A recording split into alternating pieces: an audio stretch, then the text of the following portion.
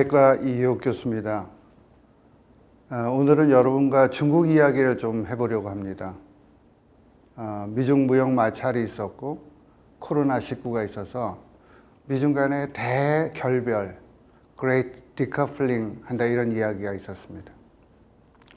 그런데 그게 그런 요인 때문에 미중 관계가 변하는 것이 아니고 중국이 변하는 것이 아니라 이미 변한 중국,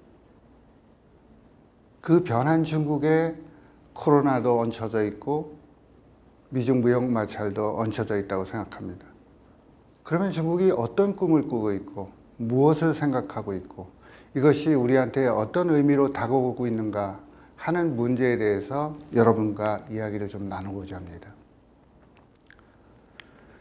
자, 여러분 이 지도를 보시면요, 두 개의 지도입니다. 중국의 지도죠. 왼쪽에 있는 지도는 여러분이 보시다시피 별책, 요 남중국해가 이렇게 별책부로처럼 만들어져 있습니다. 새로 나온 중국 지도는 이처럼 이 남중국해 지도가 별책부록이 아니라 본문 안으로 들어와 있습니다. 이것은 무엇을 의미할까요? 영토와 주권의 문제에 대해서는 어떤 경우라도 결코 양보하지 않겠다 하는 것에 중국의 결기를 보여주는 것이 하나의 상징으로 나타나고 있습니다. 중국은 20개 나라와 육상과 해상을 경계로 나눠져 있습니다. 중국은 하나의 중국이 아니죠. 중국을 하나의 중국에 4개의 세계가 있다 그럽니다. 우리가 중국을 볼 때 중국은 이렇다 이렇게 생각하면 그 사회를 또 중국의 문화를 중국의 제도를 이해하기 굉장히 어렵습니다. 중국이라는 하나의 세계 속에 하나의 중국 속에 4개의 각각 다른 중국이 있는 거죠. 중국이 갖고 있는 고민은 바로 거기서부터 출발한다고 생각합니다. 미국의 지도와 중국의 지도를 보게 되면 주변 환경이 너무 다르잖아요. 여러분 미국의 지도를 보면 태평양과 대서양을 연해 있고 위로는 캐나다, 아래는 멕시코. 굉장히 단순하잖아요. 중국은 역사적으로 엄청난 외부와의 긴장관계가 있기 때문에 이것을 통해서 중국이 하나의 완성된 국가를 만들고자 하는 것들이 바로 중국의 꿈이라고 생각합니다. 홍콩의 국가안전법을 둘러싼 여러 가지 논쟁이 있었죠. 그것도 우리는 왜 국제사회의 비판에도 불구하고 왜 저렇게 무리한 행동을 했을까 하는 것에 많은 것에 의문을 가졌죠. 중국 내부의 입장을 들여보면 국경이 갖고 있는 민감함, 영토가 주고 있는 민감함, 통일국가를 만들어야 되는 절박감, 강박감 이런 것들이 많이 착종되어 있는 것이라고 생각하고 있습니다. 지금 시진핑 시기는 그래서 아편전쟁으로 통해서 강제로 열린 근대를 종식을 하고 내 스스로 나의 시대를 한번 열어보겠다고 하는 그런 꿈들이 내장되어 있다고 볼 수가 있겠습니다. 그것이 오늘의 중국을 이해하는 첫 번째 키워드라고 생각합니다. 이것은 여러분 북한과 러시아와 중국을 접경해 있는 이 지역입니다. 여기 바로 바닷가가 동해죠. 여기가 방천이라는 지역인데 이 방천이라는 지역에 세관이 있습니다. 여러분 중국의 입장에서 보면 이 지역에서 동해로 나가는 출구가 없습니다. 중국이 서쪽으로 가는 길은 열었죠. 오랫동안 실크로드의 길을 통해서 열었습니다. 태평양으로 가는 길도 열려 있습니다. 러시아, 일본을 사이에 두고 그것을 향해서 태평양으로 나가기에는 길이 꽉 막혀 있습니다. 어디로 막혀 있을까요? 러시아로, 북한으로. 그게 여러분 북한의 낮은 선봉 지역입니다. 여기 서 있으면요. 이 지역에 서 있으면 한 10km 정도밖에 안 되는데요. 갈매기가 날아들고 있습니다. 그것을 보고서 바다로 막힌 길을 열기 위해서 북중간에 중국이 북한을 전략적으로 매우 중요한 위치라고 하는 것을 알게 있는 거죠. 우리가 알고 있는 중국은 북한과 중국과의 관계에 있어서 중국의 대북한 정책만 알고 있습니다. 그러나 이러한 지정학적인 문제 때문에 북한의 대중국 정책도 함께 작동하고 있기 때문에 북한과 중국을 하나의 테이블에 올려놓고서 볼 필요가 있다. 이렇게 볼 수가 있겠죠. 그러면 중국이 그동안에는 미국이 만든 자유주의 국제질서 안에서 순응하거나 적응해 왔습니다. 왜냐하면 중국은 힘이 없었기 때문에 그렇습니다. 지금도 중국의 국력은 미국의 국력을 추격하기에는 한도가 있습니다. 물론 명목 GDP로 중국이 미국을 추격할 수는 있겠지만 국력의 질, 종합국력이라고 하는 큰 틀에 보면 아직 중국이 미국을 따라가기에는 상당한 국력의 한계를 가지고 있습니다. 그럼 앞으로 이렇게 살아야 될까? 이렇게 사는 준비가 중국은 안 하고 있는 것 같습니다. 말하자면 한 번은 이 판을 바꿔야 되겠다고 생각하지 않겠습니까? 그 판은 바로 과학기술, 데이터 플랫폼을 통해서 대전환을 한번 해보겠다는 것입니다. 여러분 아시다시피 5G나 빅데이터나 AI나 양자 컴퓨터나 또 중국판 GPS라고 일컬어지는 북두나 모두 미국이 원천 기술을 가지고 있고 압도적인 기술 우위를 가지고 있습니다. 그러면 중국이 미국이 압도적인 우위를 가지고 있는 것 속에서 우리는 무엇을 할 것인가를 준비하는 겁니다. 나라가 크잖아요. 인구가 14억이 더 됩니다. 땅은 넓습니다. 거기서 또 중국이 권위주의 국가입니다. 거기서 만들어지는 어마어마한 빅데이터가 있겠죠. 이것을 통해서 5G, 빅데이터, AI, 양자 컴퓨터, GPS를 연결해서 융합하고 복합해서 이것을 사람의 일상생활에 접맥시켜서 상용화하게 된다면 원천 기술과 핵심 기술과 미래 기술의 판도도 바뀔 수 있다고 보고 있는 것입니다.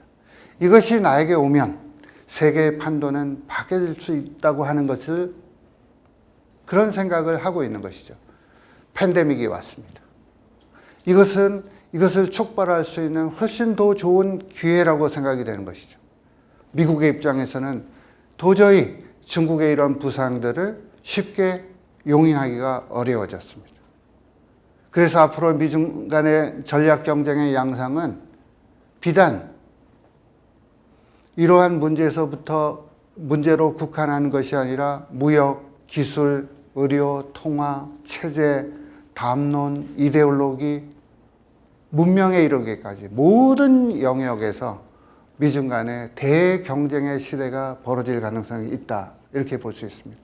이 판도를 누가 잡느냐에 따라서 세계 질서가 앞으로 어떻게 전개될지를 예측해 보는 것이죠. 여러분과 저는 굉장히 불확실성의 시대에 살고 있습니다. 그러나 한편으로 보면 긴 역사의 맥락에서 보면 굉장히 익사이팅한 시대에 살고 있습니다. 이 대변화를 우리 눈으로 목격하면서 가고 있는 것이죠. 괴롭지만 즐거운 것이 바로 중국이라고 하는 문제를 가지고 세계 질서를 보는 느낌입니다. 중국의 이러한 전략을 실행하기 위해서는 몇 가지 생각의 변화가 있습니다. 여러분 아시다시피 중국은 개발도상국의 대국이라고 그럽니다. 아직 강국이 되기에는 여전히 많은 한계를 가지고 있습니다. 소프트 파워도 부족하고요. 국력의 질도 떨어져 있고요.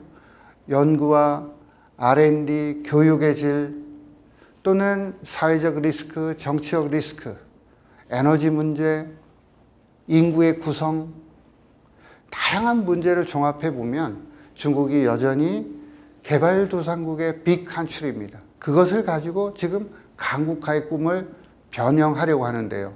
그렇기 위해서는 남들이 왔던 길을 그대로 따라가서는 길이 없다고 보는 겁니다. 추격하기 위해서는 건너뛰어야 된다. 점핑해야 된다는 거죠. 북한도 마찬가지입니다. 북한도 지금 하고 있는 고민 중에 하나는 단번 도약해야 되겠다 이런 얘기를 하고 있습니다. 말하자면 추격 국가들이 빨리 압축적으로 추격해야 되겠지만 한편으로는 건너뛰어야만 이 질서를 무너뜨릴 수 있다고 보는 거죠. 중국은 유선 전화가 거의 없는 상태에서 무선 전화의 시대를 열었고요. TV 베이스에서 홈쇼핑이라든지 신용카드 대신에 QR코드로 바로 이전해 왔습니다. 여러분, 하루에 중국 사람들이 하루에 QR코드로 결제하는 건수가 15억 건에 달합니다. 2019년 4사분기 한 분기 동안 결제한 금액수가 1경입니다. 우리 돈으로. 여러분, 경이라는 단어 오랜만에 들어보셨죠? 여기서 만들어지는 어마어마한 빅데이터를 가지고 중국이 새로운 변화를 추구하고 있습니다. 중국의 유명한 문학가이자 사상가인 루신이라는 분이 이런 얘기를 했습니다. 고향이라는 자기 소설에서 길은 있다고도 할 수 없고 없다고도 할 수 없다. 많은 사람들이 걷다 보면 그게 곧 길이 된다는 겁니다. 남들이 만든 길을 따라서 그대로 가기보다는 내가 어떻게 추격할 것인가, 새로운 길을 만들어야 된 과제가 중국에 놓여 있다고 생각이 됩니다. 그러려고 그러면 당연히 어떻게 해야 되겠습니까? 차선을 바꿔야 되겠죠. 그리고 곡선주로에서 추월할 수 있어야 됩니다. 여러분, 직선주로에서 추월하는 것들은 속도를 높이면 갈 수 있죠. 그러나 중국이 직선주로에서 계속적으로 추월하는 것들은 한계가 있습니다. 다른 국가들이 정체되어 있지 않기 때문에 그런 것이죠. 위기를 기회로 바뀌기 위해서는 곡선주로에서 추월하는 과감함과 혁신이 필요한 겁니다. 우리나라도 잘하는 스포츠 중에 하나가 쇼트트랙입니다. 이 쇼트트랙의 핵심은 뭡니까? 코너링을 잘하는 것이죠. 코너링은 뭡니까? 기회가 왔을 때 기회를 포착하는 능력입니다. 작년 11월 11일은 우리 젊은 학생들은 잘 아실 텐데, 한국은 빼빼로데이인데요. 중국은 대인터넷 쇼핑을 하는 날입니다. 하루 동안에 중국이 배달 주문 건수가 16억 5,700만 건이었습니다. 그런데 이것을 중국이 3.5일 만에 다 배달을 완료를 했습니다. 미국에서 이거 배달하려고 그러면 한 달 걸립니다. 영국에서 배달하려고 그러면 6개월 걸립니다. 여러분, 오늘 주문해서 6개월 후에 물건 받으면 사겠습니까? 안 사겠습니까? 안 사죠. 이게 가능했던 것은 어디에 있습니까? 2008년도에 미국에 금융위기가 생겼습니다. 그때 중국은 모든 국가가 불확실했습니다. 우리는 4대강 사업을 했습니다. 중국은 실핏줄처럼 촘촘하게 철도를 놓기 시작했습니다. 그게 바로 지금 오늘의 중국의 고속철 시대가 그때 시작한 것입니다. 다시 코로나 위기가 왔습니다. 중국이 무엇을 준비하겠습니까? 이 물류 위에 과학기술을 얹어서 하나의 중국을 촘촘하게 연결하겠다는 생각을 더 하게 되겠죠. 드론의 시대입니다. 택배가 드론으로 가기 시작하는 겁니다. 이러한 차선을 바꾸고 곡선주로에서 추월하려고 그러면 위기를 기회로 바꾸는 것이 대단히 중요하다고 보았던 거죠. 그래서 이 코로나 시기에 중국이 인프라 사업들을 하게 됩니다. 우리나라도 코로나가 와서 뉴딜 사업합니다. 한국의 뉴딜 합니다. 고민하고 있죠. 녹색 뉴딜을 할 것인지 지역에 기초한 뉴딜을 할 것인지 많은 고민들이 있습니다. 중국도 마찬가지고 미국도 마찬가지고 일본도 마찬가지죠.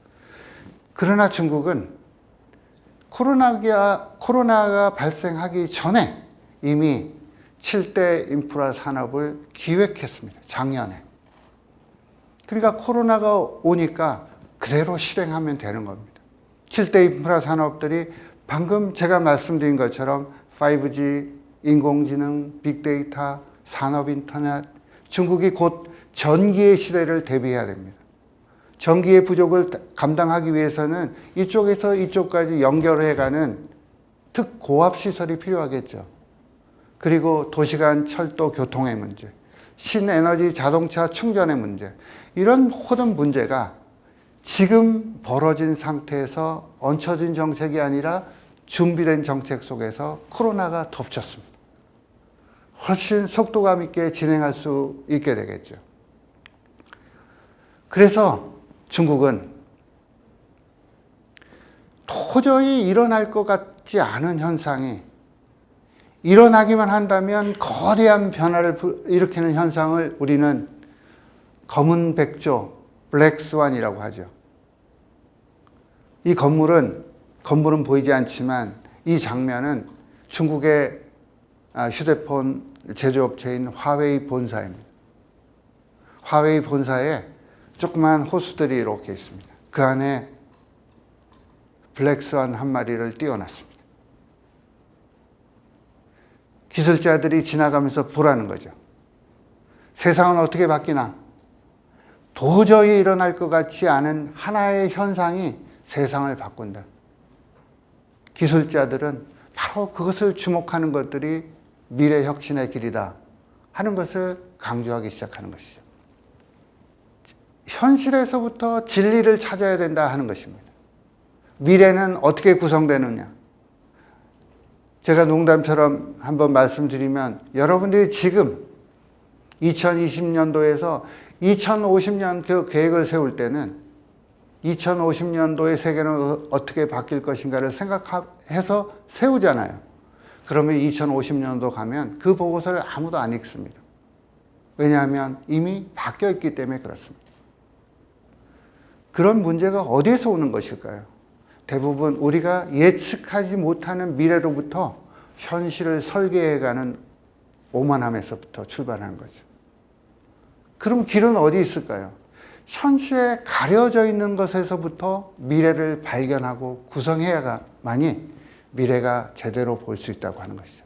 그러니까 철저하게 현실에 뿌리 내리고 봐야 됩니다. 여러분, 코로나 시대가 왔습니다. 배달의 시대가 됐죠. 여러분 집에서 물건들을 받아서 소비하는 시대가 왔잖아요. 불만들이 있죠. 비대면이라고 하는 것은 일상화되었지만 불만은 어떤 것입니까? 따뜻한 음식이 배달될 때 식어서 온다든지, 냉장 음식이 배달됐을 때 녹아서 온다든지. 그러면 집 앞에 아파트 입구에 온장고하고 냉장고를 설치해 놓으면 되지 않겠습니까?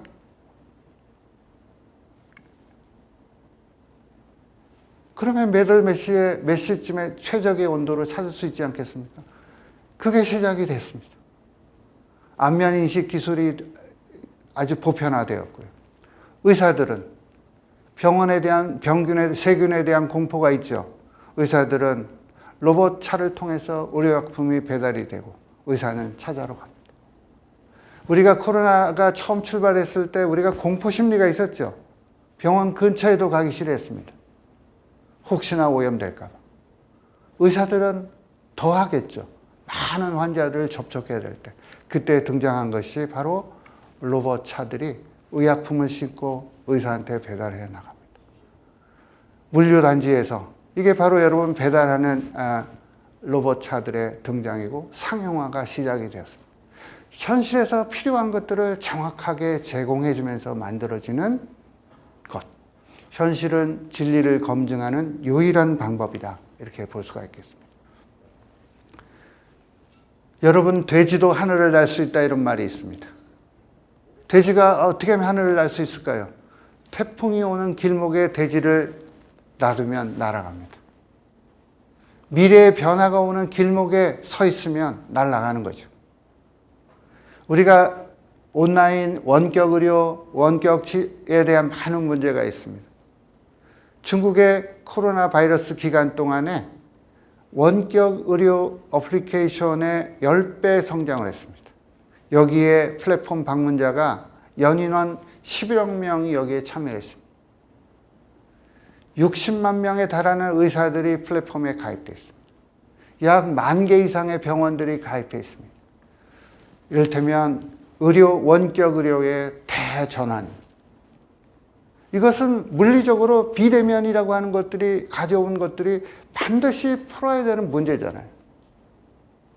그래서 물론 중국이 권위주의 국가이기 때문에 사회적 긴장관계를 권위적 방식으로 해결하는 방법을 가지고 있습니다. 우리나라와 같이 다양한 이해관계가 충돌해서 조정하는 역할들이 필요하고 필요한 규제가 있는 국가가 있지만, 그러나 현실이 어떻게 변하고 있는가 하는 것에 대한 길목에 대한 연구는 필요한 부분이라고 생각이 됩니다. 그리고 문제가 있으면 실험 후에 확산하는 겁니다. 접었던 것들도 다시 꺼내보는 겁니다. 중국에서는 띠탄 경제라는 게 있습니다. 여러분 중국 학생들은 아마 잘 알 겁니다. 지금 다 노점상입니다. 노점상은 중국이 중산층이 됐으니까 노점상은 전 근대적인 방식이죠. 지나갔던 방식입니다.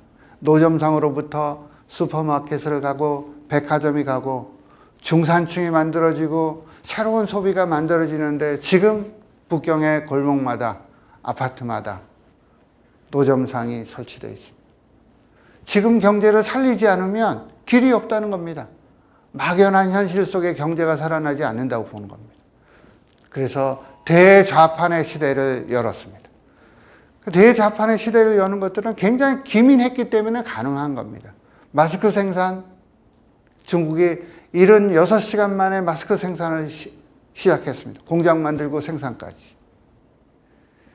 그리고 3일 만에 노점 차량을 만들어서 출시를 했습니다. 여러분 중국의 코로나 바이러스 기간에 만들어졌던 병상들이 있죠. 이 1000개의 병상을 만드는데 10일 안에 만들었습니다. 이런 것들은 무엇을 합니까? 일단 실험하고 문제가 있으면 그때 개선하고 가는 것이지 많은 문제 때문에 아무것도 해보지 못한 상태에서 시간을 방치할 수가 없었다고 본 것이죠. 그래서 혁신은 가치를 만들어야 되고요. 혁신은 현실에 감춰진 곳에서 미래를 발견하고 경영할 수 있어야 됩니다. 돼지도 요새는 가장 불행한 운명의 상품이 되었습니다. 돼지도 안면인식의 대상이 되었습니다. 여러분 중국 사람들은 돼지고기 소비가 육류 소비의 68%가 돼지고기 소비입니다. 세계 육류 소비의 절반은 중국에서 이루어집니다. 중국의 목표는 돼지고기 자급률을 95%를 목표로 하고 있습니다. 미국과 중국 간의 분쟁의 핵심은 콩이었죠. 콩은 돼지의 사료작물입니다. 돼지가 무너지면 중국의 평화가 무너집니다. 그래서 중국말에도 그런 말이 있습니다. 돼지와 식량은 천하를 안정시킨다. 그런 말이 있습니다. 그러면 중국에서 돼지가 귀에 파란 병이 걸리는 병이 있습니다. 그게 청이병이라고 하는데요. 청이병에 걸려서 폐사된 돼지가 1억 마리가 등장한 적도 있습니다. 돼지가 죽으면 중국의 안정이 무너지는 거죠. 그러면 돼지의 안면 인식 기술을 통해서 돼지 열병을 방지하고 최적화되던 양돈 환경을 만들어지는 것이 AI 돼지입니다. 지금 중국에서 확산을 하고 있는 거죠. 밑에 있는 이 닭에는 가장 불행한 운명을 지닌 닭입니다. 이 닭에는 만보개를 달아놨습니다. 만보를 달려야 야생닭이고 유기농. 이것이 징동이라고 하는 인터넷 사이트에 불티나시 팔려요. 그리고 몽고의 초원에 있는, 여러분 몽고의 초원에 뭐가 키웁니까? 양떼들이죠. 양떼들은 초원에서 나는 풀들을 뿌리채 먹어치웁니다.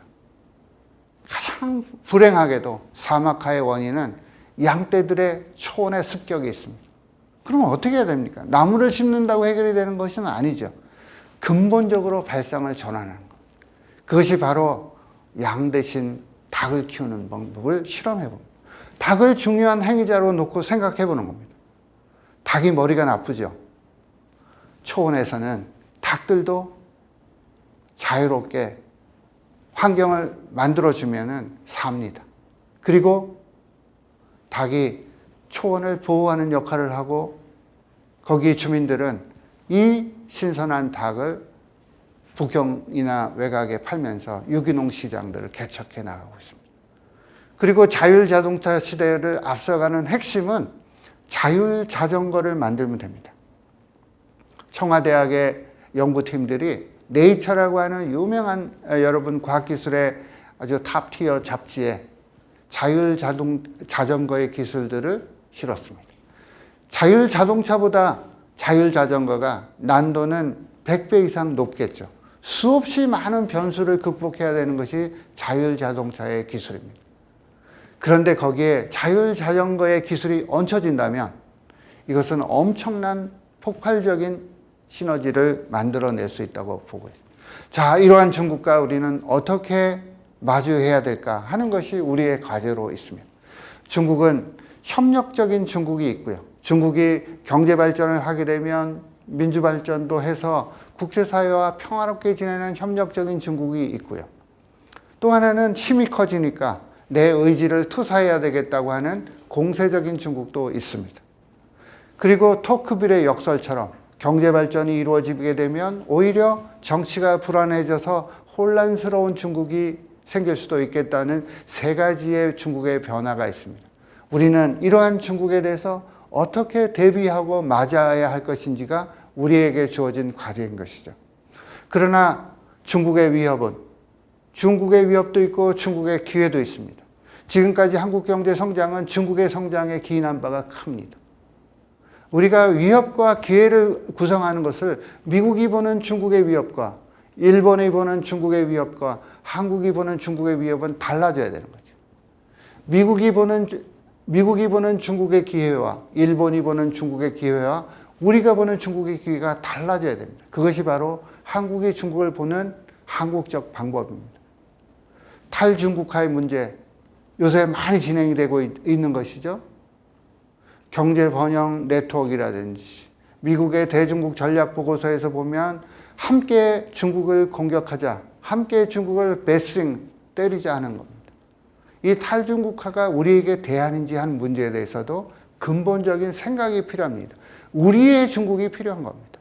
미국의 중국이 필요한 것이 아니라 우리에게 중국은 어떻게 위상을 정립하고 있는가 하는 문제를 섬세하게 보는 것들이 실사구시적인 판단입니다.